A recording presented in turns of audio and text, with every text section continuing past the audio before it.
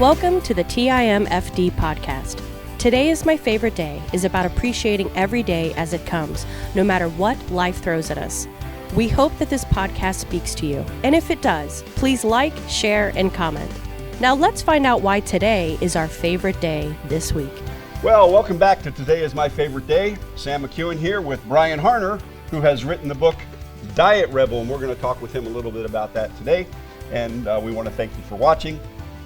And if you have any questions on this, please feel free to email us. We'll give you Brian's information at the end, and you can email either David or myself.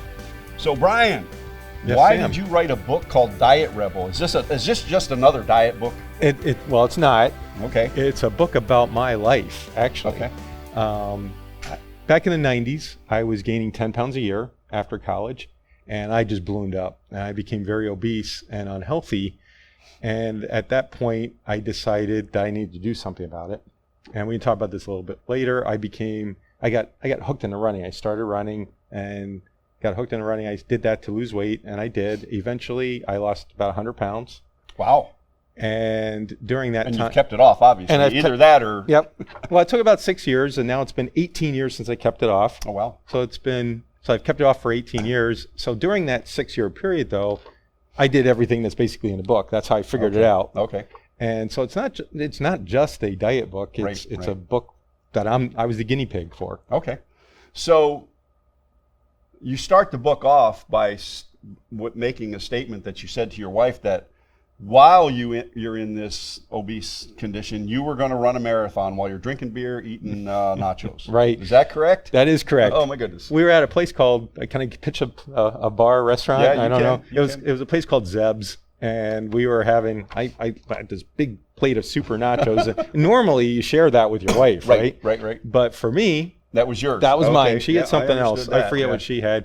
And of course we were drinking beer with that.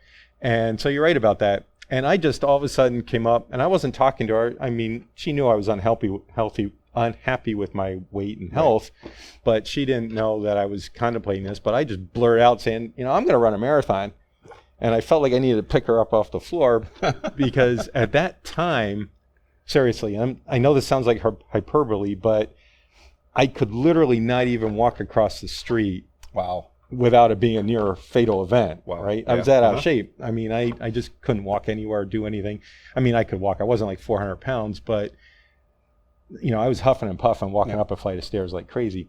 So I did, but I eventually did. I bought the runner's handbook by Bob Glover. It gave everything from beginning running all the way through marathoning. Okay. Now, it took me about 4 years to run my first marathon, but I did. I ended up becoming a marathoner. So what kept you motivated? What was your motivation to keep running towards a marathon? Well, a couple of things. I always wanted to be a runner. I grew up in the 70s as a kid, 70s and 80s, and that was the running boom. We had Jim Fix, and Bill Rogers was the American marathoner, so the running boom of the 70s. So I always had that inkling to want to be a runner. But the big thing was the future, my health. I mean, I was in my early 30s, and I was killing myself. Yeah. Mm-hmm. I was on the road to diabetes and worse. And if I kept going, I would have eventually ended up 300, 400, 500 pounds maybe, right? Right. And I had other goals. I wanted a family. I wanted to be active. I didn't want to be in like a wheelchair and have kids. Right. So my motivation, and this is important, my motivation was never at this point, because when my motivation was to lose weight, I failed. So once I realized that my motivation needs to be something bigger than just numbers on the scale, that's when I had success. Okay. So dieting's not all about these various plans and things like that. I got to tell you a funny story here, okay? So I ran restaurants for years, and we owned one in a little tiny town. It's called the Corner Restaurant in Kemmerer, Wyoming, and I think they named it Kemmerer because it was so stinking cold there that they couldn't just say Kemmerer, right? And so anyway, we would have our Weight Watchers group come in every Monday. They'd come in every Monday, order liver and onions. Right? Oh, I love the liver and onions. Yeah, I love liver and onions too. But anyway, that was their time together, and And then they got to a point where they wanted us to cook the liver on a charbroiler. Now, I don't know if you've ever put raw liver on a charbroiler, No. but it slips right through. So we cooked it on the grill in oil, and then threw it on the, to give the charbroiled look. Anyway, but then every one of those ladies would be in sometime during the week and either have prime rib with baked potato and all the kind of everything else on it. And so I don't think they all did very well with their Weight Watchers. But anyway, that was just, there's all sorts of programs out there. And in reading your book, this is not about a program. No. This is about a mindset change, right? Is that what I'm talking about here? Very, very much so. The very first thing that I address in the book is asking a couple questions. Mm-hmm. And the very first question I ask to be answered honestly is, why do I overeat? Right. And until I figure out why I overeat, everything else is kind of moot, because even if I lose 5 or 10 pounds or whatever, go on a diet, white knuckle it, and lose a few pounds, I'm just going to revert to my old habits. Right. So for me, the reason I overate was I was depressed. Okay. I hated my job. I hated my life. I moved to a very cold, dark, depressing place. Sorry, my friends in Rochester, New York. But, I'm not built to have 9 months of winter. Right. Now I live in Florida, so I escaped that. Yeah, right. You escaped that. So it was, I was depressed, but I eventually, just a plug for Rochester, and I love my friends in Rochester. So I did get friends, but this was before I had my best friends up there. But I was depressed, and I ate to cover that up. Okay. I ate at work because I hated my job. I was bored, right? I ate when I came home for something to do because I was not looking forward to the next day. So I comforted myself with food. Yeah. And it just spiraled more and more out of control. So I needed to deal with the depression first, which I did. Okay. And we're all about getting professional help if you need professional help for counseling, for depression, for whatever. So you'll see more about that coming up in future episodes. But I like your first note to the reader. You have a love-hate relationship with food, and okay. Oh. Do we have to start over? No. Okay. Remember what you were just saying. Okay. You start that way. Yep. Yeah, we had when we were filming Laura's, there was a thunderstorm. Oh. And so so Alex had to do some good stuff to make that go. Well, I haven't done too many. Most of the stuff I've done so far for the book has been at home. Yeah. Right. So not enough more formal setting. Yeah. I did the radio show with you, but that was only a minute.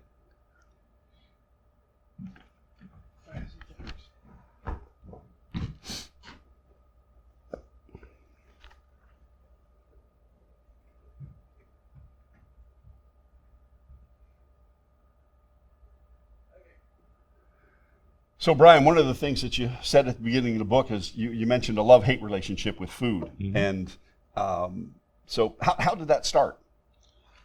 Well, when I was young, I was a skinny kid. Okay. And in 3rd grade, I fell off. Nowadays, everybody's wrapped the kids in bubble wrap and stuff, right? But our playgrounds, there's no lie, was asphalt. Yeah. Mm-hmm. Right? Yep. And we had this merry-go-round on this asphalt playground, and I had 1 foot on and 1 foot off, and somebody came up and spun it. So I went flying, and I landed on my shoulder. I broke my collarbone. Well, that was the start, because for the next 8 weeks, I couldn't do a whole lot of my activity. So I started eating. And that was also the year that, some bullies decided to attack me and some friends, mm-hmm. right? So I started eating back then to comfort myself. I didn't have a great relationship in my home life either. Mm-hmm. Don't need to get into that right now. But so, I started eating food. And then, so after that, it was just a roller coaster. High school, I sprouted up and got, thin. College then, everybody gains weight in college. And then after college, I lost weight. So it was one of these things that, the love-hate part was I love food. I still love to eat. Mm-hmm. But I hate it when I eat too much. I don't feel good, and I gain weight. Right. Yeah. No, I'm right there with you. So you deal with the SAD diet. Do you want to explain to our listeners what a SAD diet is? Well, SAD is simply standard American diet. Yep. Yeah. It's basically what we eat. Mostly fast food, processed food, things that come out of box, can. Basically almost everything you eat. Right. Yeah, I love your quote here by Einstein. You have a couple of really good quotes that I like, and it says, "How many people are trapped in their everyday habits, part numb, part frightened, part indifferent?" And when it comes to our weight, I mean, our weight is very, very critical to our good health. Right. So talk about some of the things that, some of the diseases, some of the health issues that arise if you're overweight, if you're obese. Right. Well, almost everything is related to being overweight these days. And even if you're, now, when I'm talking about this, you can be thin and still unhealthy. Right. You can still eat unhealthy and be thin. Like Jim Fixx, we mentioned him earlier. Right. He was a classic example of being thin and fit, but not healthy. Mm-hmm. But some of the chronic issues are like high blood pressure. Diabetes, of course, is a big one. Right. It's very difficult to have type 2 diabetes and be thin. Right. It happens, but most folks with type 2 diabetes are overweight. Mm-hmm. And of course, what we're going through now, COVID. Right. I mean, COVID kills mostly the overweight and the elderly. Yeah. So one of the things I've never understand is this BMI. I know you have a formula here. I played with the formula on my phone, and I'm like, oh, okay, I'm not sure if that's good, bad, or indifferent. But could you explain that? But I'll bet a lot of people out there, it's body mass index. Yes. Yeah, that's the brain going away. But because the doctors just say, well, your BMI is this. Right. Is this. What exactly does that mean? Well, a BMI of greater than 24 or 25 is overweight. Okay, and what that means is just how much we weigh, ratio of weight to height. But there's a fancy calculation which is in the book there. But it's basically how much we weigh for our height.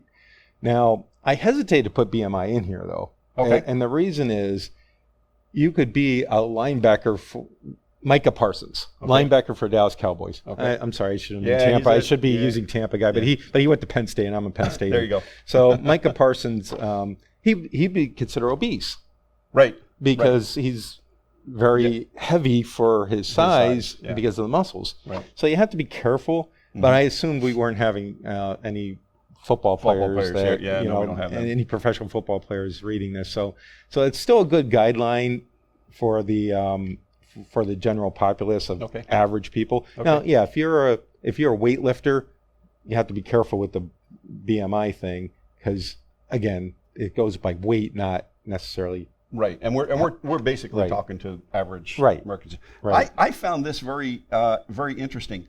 3 out of 4 Americans do not eat a single piece of fruit a day. Can you believe that? No, and no, that's amazing. I mean, is that still hold? Is that a real thing? It probably got worse. Oh my goodness. Well, think about it. What do we do? What do most Americans do? Professional Americans especially, right? Yeah. What do? We get up in the morning, we make our coffee. On the commute to work, we stop and get Dunkin' Donuts or fast food. Mm-hmm. Then at lunch, you go out to eat for lunch, and again, that's going to be a sandwich or pizza or fast food or whatever, right? Right. Then you come home for dinner, and you're tired. You're going to make something out of a box, right? Yeah. You're going to make pasta, or maybe go out to eat again. Yeah. So there's not a lot of we don't have, our lifestyles don't, unless you make a decision to eat healthier, our lifestyle just doesn't give us many opportunities. Yep. So in case you just joined us, I'm talking with Brian Harner. Brian wrote the book, The Diet Rebel, and we're talking about weight, being overweight. But the book is called Diet Rebel. It is not a diet book, which when you first asked me to look at this, I'm like, okay, what am I getting into here? And I thought, and I really enjoyed reading it. And there's a lot of personal stories in there. And Brian takes you on his journey, and it's a very good book, and it's a very good formula. So for example, I just came out of congestive heart failure, and prostate cancer surgery. I am, according to this, I am overweight. According to the BMI, I am overweight, okay? Just another couple of points and it's obese. But that's what it is. Now, the cardiologist says a lot of it's water. Right. So what would be my first step? Well, again, identify the causes of, why you're overweight. For you, you might have some health issues. It might not be just overeating, right? But that would be the number one step. And then decide where you want to go. Okay. Like for me, remember, I took care of the depression and then I made a goal of running marathons. I mean, that was a pie in the sky goal back then. I'm not suggesting you need to. No. Don't get me wrong. You don't have to make a goal of running marathons. Yeah, that was my goal. Right. But you might have a goal of maybe helping out your congestive heart failure. Right. And dropping a few pounds to help that, and that might be the goal that really motivates you. So what would folks look for in their and I understand setting that why, that very first step of number one, why you're overeating, right? And is it you just pick or you don't make healthy meals and things like that, and then having that goal, that first goal to, and for me it has to do with the congestive heart failure and I need to move forward, but you have a whole blueprint in here and I really want to get into that, but what are some action steps that a person could take right now to start moving forward with your plan? Right. Well, the very first thing that I did, I'll just give you an example. The very first thing I did, well, let me back up for a second. Weight loss is very simple. It's not easy because of all the other factors. It's mostly a mindset issue, right? Mm-hmm. Like you said before. But it's very simple. To lose weight, all we have to do is consume fewer calories than we burn off. Mm-hmm. That's it. There's no magic pill. That's the magic pill. That's the formula. Yeah. That is the formula. Yeah, but you can't sell a ton of all those books that tell you, to eat this, eat that, and you can't sell a ton of books if people understand the formula. So we have to attack the mindset and habits, basically. Okay. And how you do that is by answering the questions we talked about, setting goals, and really attacking it. Now, I do have, within the Diet Rebel blueprint, there are actionable steps. Right. And there is, you do have to be aware of how many calories you're taking in versus how much you're burning off. If you're not aware of that, you're never going to lose weight. Right. You're just not. You have to attack the mindset, but then there's the literal physical steps you need to take. For me, when I first started out, the very first thing I did, well, I really did two things, but the very first thing I did was switch from diet soda or regular soda to diet soda. Okay. I lost 20 pounds just on that one change. Oh, wow. Because I cut out, because I was drinking, 2-3 diet sodas when I went out to eat. I went out to like a Chinese buffet. Right. I would just go up to the soda machine as many times as I want. Right. I mean, I probably cut out 500 to 1,000 calories a day just in soda. Wow. Okay. Yeah. And I'm not an advocate of drinking a ton of diet soda because there's other health issues with that. I pretty much cut out most soda now in my life, but back then, that's the only thing I did. And how did that affect my life? Not at all. I didn't notice I was doing anything different. Yeah, soda tasted a little bit different, I guess. Yeah.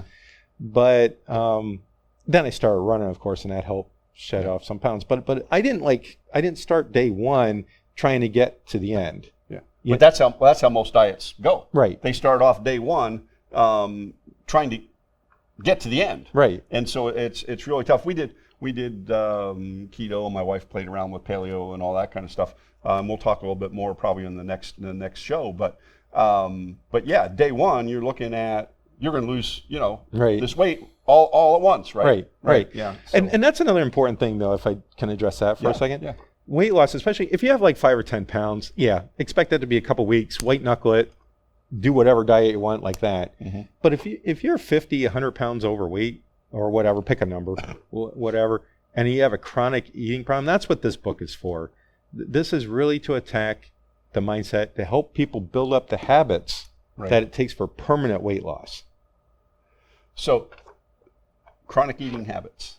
We're running out of time here, but could you lead us up to our next session by talking about some of those chronic eating habits that we should be aware of? Well, again, I'll talk from personal experience, but my chronic eating habits were like always having desserts. Okay. Always needed a dessert, right? Or this was really bad when I was working. I'm a software engineer by trade, so when I was gaining weight, I would go out to eat almost every night. Going out to eat, you really don't have any control, or you're not really thinking about portion control, right.